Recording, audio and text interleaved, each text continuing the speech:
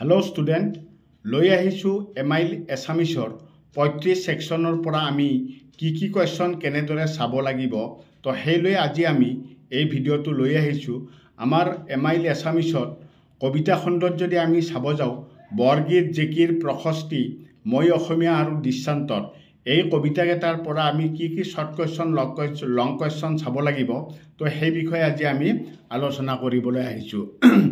আহা তেতিয়া হলে পলম নকৰি ভিডিওটো আৰম্ভ কৰো তোমালোকে চাই লোৱা বৰগীত আৰু জিকিৰ এই দুটা লেসনৰ পৰা আমাৰ পৰীক্ষাত 9 মাৰ্ক থাকিব আৰু এই 9 মাৰ্কটো কোট কেনেদৰে থাকিব সেই কথাটো মই তোমালোকক কম তাৰে পিছত প্ৰশস্তি মই অসমীয়া আৰু দৃষ্টান্তৰ এই তিনিটা কবিতাৰ পৰা থাকিব 9 মাৰ্ক অৰ্থাৎ 9 + 9 = 18 মাৰ্ক থাকিব আমাৰ গটে 35 সেকশনৰ পৰা এমাইল এছামিছত 35 সেকশনৰ পৰা তোমালোকে মাত্ৰ 18 মাৰ্কহে পাবা তাৰ মাজত তোমালোকৰ এটা লং কোৱেশ্চন আহিব 4 মাৰ্কছৰ এটা লং কোৱেশ্চন যে আহিব এই লং কোৱেশ্চনটো তোমালোকৰ মেইনলি কবিতাৰ মূলভাৱ বা সাৰাংশ এটা দিব তো এইবাৰ কবিতাৰ মূলভাৱ বা সাৰাংশ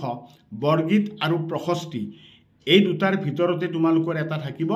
এই দুটা তোমালোকে ভালদৰে চাই লবা ঠিক আছে মোৰ আগৰ ভিডিওত 2024 ভিডিওত আজি মই ভিডিওটোৰ বিষয় যিমানখিনি কোৱেশ্চন তোমালোকক দেখাই দিম এই আটাইবোৰ কোৱেশ্চনৰ এনসাৰ মোৰ 2024 ভিডিওত আছে যদি তোমালোকে চোৱা তেতিয়া হলে ডেসক্ৰিপচনত মই লিংকটো দি দিম ভিডিওৰ পৰা এনসাৰ বিলাকো তোমালোকে উলিয়াই ল'ব পাৰিবা ঠিক আছে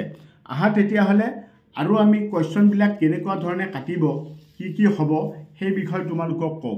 বৰগীত আৰু জিকিৰৰ পৰা যে তোমালোকৰ 9 মাৰ্ক থাকিব কোৱেশ্চন কেনেকুৱাকে দিব তোমালোকে চোৱা অতি চমু উত্তৰ লিখা 1 নম্বৰৰ প্ৰশ্ন দুটা থাকিব অৰ্থাৎ বৰগীতৰ পৰা এটা দিব আৰু জিকিৰৰ পৰা এটা দিব তো 1 মাৰ্কৰ দুটা কোৱেশ্চন থাকিব 2 নম্বৰত দিব তোমালোকক চমু উত্তৰ লিখা 2 নম্বৰৰ প্ৰশ্ন দুটা থাকিব এটা বৰগীতৰ পৰা দিব এটা জিকিৰৰ পৰা দিব কোৱেশ্চন কি চাবা হেয়ো মই দেখুৱাই দিম তোমালোকক আৰু 3 নম্বৰতে তোমালোকৰ উত্তৰ লিখা 3 নম্বৰৰ প্ৰশ্ন এটা থাকিব 3 নম্বৰ থাকিব এই 3 নম্বৰৰ প্ৰশ্নটো তোমালোকৰ আজিকালি বা ডাইৰেক্ট ব্যাখ্যা নিদিয়ে তোমালোকক এটা তোমাৰ যিকোনো এটা লাইন তুলি দিব কবিতাৰ দুটা লাইন তুলি দিব দি তোমালোকক হয়তো কবিতা ফাকিৰ অন্তৰ্নিহিত ভাৱটি বিশ্লেষণ কৰিব দিব পাৰে বা কবিয়ে কি প্ৰসংগত কাৰ বিষয় কিয় এনেদৰে কৈছে তেনেকুৱা ধৰণে কোৱেশ্চন সুধে আজিকালি ডাইৰেক্ট ব্যাখ্যা লিখিব নিদিয়ে ঠিক আছে তাৰে পিছত প্ৰশস্তি আৰু মই অসমীয়া আৰু দৃষ্টান্তৰ এই কবিতা তিনিটাৰ পৰা যিগতিকে 9 মাৰ্ক আহিব এই 9 মাৰ্কৰ ভিতৰত কি আহিব চোৱা তলৰ যিকোনো এটা প্ৰশ্নৰ উত্তৰ লিখা এটা তিনিটা প্ৰশ্ন থাকিব লিখিব লাগে এটা তাৰ মানে প্ৰশস্তিৰ পৰাও এটা কোৱেশ্চন থাকিব 1 মাৰ্কৰ মই অসমীয়াৰ পৰাও এটা শৰ্ট কোৱেশ্চন থাকিব দৃষ্টান্তৰৰ পৰাও থাকিব এটা শৰ্ট কোৱেশ্চন তিনিটাৰ পৰা তিনিটা থাকিব কিন্তু লিখিব লাগে এটা 1 মাৰ্ক ঠিক আছে 2 নম্বৰতে চোৱা তলৰ যিকোনো দুটাৰ চমু উত্তৰ লিখা তিনিটা প্ৰশ্ন থাকিব লিখিব লাগিব দুটা এতিয়া তোমাৰ প্ৰশস্তিৰ পৰা এটা থাকিব মই অসমীয়াৰ পৰা এটা থাকিব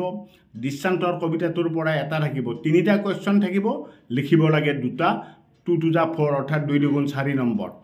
তাৰে পিছত 3 নম্বৰতে তোমাৰ 4 নম্বৰৰ এটা প্ৰশ্ন থাকিব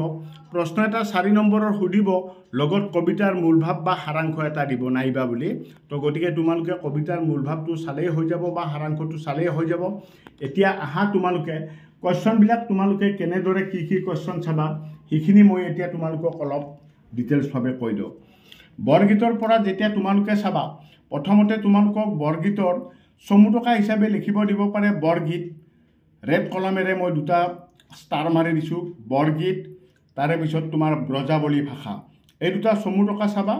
আৰু 2 নম্বৰতে এটো যে তোমাৰ বৰগীতৰ লক্ষণ দিছো বৰগীতৰ লক্ষণ দুটা বা তিনিটা লিখিব দিব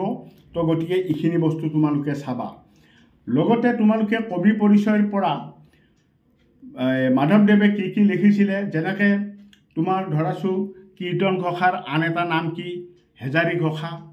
কীৰ্তন ঘোষাত 1000টা ঘোষা থাকাৰ কাৰণে ইয়াক হেজাৰী ঘোষা বুলিও কোৱা হয় কবি পৰিচয়খিনি তোমালোকে অলপ চাই ল'বা বা এই কবিতাটোৰ পৰা কি শৰ্ট কোৱেশ্চন হ'ব পাৰে এই আটাইবোৰ মোৰ আগৰ ভিডিওত দিয়া আছে সেই ডেসক্ৰিপচনত মই লিংকটো দি দিম তোমালোকে চাই ল'ব পাৰিবা ইয়াৰে তোমালোকে কুৱেশ্যন যেতিয়া চাবা 1 মাৰ্কৰ কুৱেশ্যন যেতিয়া চাবা প্ৰশ্নাৱলীত তোমালোকে চোৱা চমুকৈ উত্তৰ দিয়া এই শৰ্টকেইটা গোটেইকেইটা তোমালোকে চাব লাগিব ঠিক আছে এই শৰ্টকেইটা চোৱাৰ পিছত এই শৰ্ট কুৱেশ্যনকেইটা চোৱাৰ পিছত তোমাৰ 2 নম্বৰ কুৱেশ্যনটো বৰ্গিতৰ মূলভাৱটো মই ক'লোৱে এইটো লাগিব তাৰে পিছত তোমালোকে চোৱা আহি এই তোমাৰ এইটো 5 নম্বৰ কুৱেশ্যনটো চোৱা এই যে মই কৈছোঁ 4 নম্বৰৰ বা 3 নম্বৰ 4 নম্বৰ যে এটা কুৱেশ্যন দিব বা 3 নম্বৰৰ এনেকৈ সুধিব পাৰে খনক খনন্দ যোগী যাহাকো ধ্যাই সকলো নিগমে যাক বিচাৰি নাপায় তাৎপৰ্য বিচাৰ কৰা আজিকালি ডাইৰেক্ট ব্যাখ্যা নিদিয়ে এনেকুৱাভাৱে তোমাক প্ৰশ্ন সুধিব আৰু বৰ্গিতৰ লক্ষণটো মই আগতে এনসাৰটো দেখাই দিলোঁ তোমালোকক এতিয়া চোৱা জিকিৰৰ পৰা কি চাবা জিকিৰৰ পৰা আমি চাব লাগিব জিকিৰৰ পৰা চমু টকা চাব লাগিব তোমালোকে আজান ফকিৰৰ বিষয় আৰু ইফালে আছে তোমাৰ জিকিৰ আৰু আজান ফকিৰ এই দুটা তোমালোকে চমু টকা চাবা তাৰে পিছত 1 মাৰ্কৰ কুৱেশ্যন কেইটা তোমালোকে এই একৰ কেইটা চাব লাগিব ঠিক আছে কুৱেশ্যন নম্বৰ 3 টো চাব লাগিব এটো মক্কাৰ দুৱাৰত চাহাব জীৱই মাৰে তালি যেনে খালে খলৰ লগত দৰিকাৰ টপালি উল্লেখিত কবিতা ভাষীৰ অন্তৰ্নিহিত ভাৱটি বিশ্লেষণ কৰা বৰ্তমান তোমালোকক ব্যাখ্যা নিদিয়ে এনেকুৱা ধৰণেহে কুৱেশ্যন দিব ঠিক আছে নেক্সট যদি আমি চাওঁ জিকিৰৰ পৰা এতে তোমাৰ এই লাষ্টৰ ঘৰটো লাগিব 4ৰ ঘৰটো লাগিব ব্যাখ্যা কৰা বুলি নিদিয়ে তোমাক সজাৰ মইনাটিৰ অনেক যুগুতি দেওমাৰি পাৰ হলে এৰিলে পিৰিতি তো এই কথাখিনি অন্তৰ্নিহিত ভাৱটি বিশ্লেষণ কৰা এনেকৈ ভাবে দিব পাৰে অৰ্থাৎ ব্যাখ্যাৰ দৰেই লিখিব লাগিব তোমালোকে আৰু প্ৰশস্তিৰ পৰা তোমালোকে কি চাবা প্ৰত্যেকটো লেসনৰ কবি পৰিচয়খিনি তোমালোকে ভালদৰে চাবা কি কবিতা লিখিছিলে কি গল্পৰ পুথি লিখিছিলে সেইখিনি তোমালোকে নিজে চাই ল'বা মোৰ আগৰ ভিডিঅ'ত এইবিলাক সকলোবিলাক দিয়া আছে এতিয়া প্ৰশস্তিৰ পৰা তোমালোকে চাবা 1 নম্বৰৰ শৰ্ট কুৱেশ্যনৰ কাৰণে এই গোটেইখিনি চাবা কুৱেশ্যন কেনেদৰে ক'ত কি আহিব হেতু মই ক'লো 1 মাৰ্কৰ কথা চাবা তাৰে পিছত তোমালোকে ইয়াতে যদি আমি চাব যাও কুৱেশ্যন নম্বৰ 3 লাগিব 2 লাগিব 3 লাগিব 4 লাগিব ঠিক আছে 2 লাগিব 3 লাগিব 4 টো নালাগে 5 টো লাগিব প্ৰশস্তি কবিতাটোৰ মূলভাৱ মই কৈছোৱে লাগিব বুলি 6 নম্বৰটো লাগিব ঠিক আছে আৰু ইফালে যত দুটা ষ্টাৰ চিন দিয়া গৈছে সেই কুৱেশ্যন কেইটা তোমালোকে চাবা দুটা ৰেড কলমেৰে ষ্টাৰ চিন দিয়া কুৱেশ্যন কেইটা তোমালোকে চালেই হৈ যাব আৰু মই অসমীয়াৰ পৰা তোমালোকে কি চাবা এতিয়া মই অসমীয়া সৈয়দ আব্দুল মালিকৰ এটো চাই লোৱা ইয়াৰ পৰা কি চাবা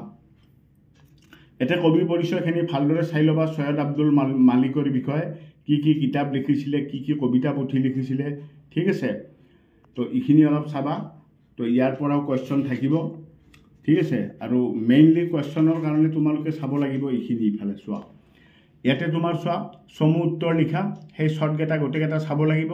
2 আৰু 3 নম্বৰৰ কাৰণে তোমালোকে চাব লাগিব কুৱেশ্যন নম্বৰ 2 অসমৰ হেংদাং জিলিকিল এই কুৱেশ্যন নম্বৰ 2 কুৱেশ্যন নম্বৰ 4 ঠিক আছে কুৱেশ্যন নম্বৰ 4 টো লাগিব কুৱেশ্যন নম্বৰ 5 লাগিব 6 নালাগে 7 টো লাগিব ঠিক আছে আৰু ইফালে তুমি চোৱা ইফালে যদি আমি চাও কুৱেশ্যন নম্বৰ এইটো 2024ত আহিছিলে এইটো নালাগে তো তোমালোকে পাৰিলে এইটো চাই ল'বা অলপ এই কুৱেশ্যন নম্বৰ 12 টো অলপ চাই ল'বা মই ষ্টাৰ চিন দিব পাহৰি গৈছো এইটো কুৱেশ্যন নম্বৰ 12 টো অলপ চাই ল'বা ঠিক আছে তাৰ পিছত যদি আমি লাষ্টত যদি দৃষ্টান্তটো চাও কবি পৰিচয়খিনি তোমালোকে ভালদৰে চাই ল'বা অলপ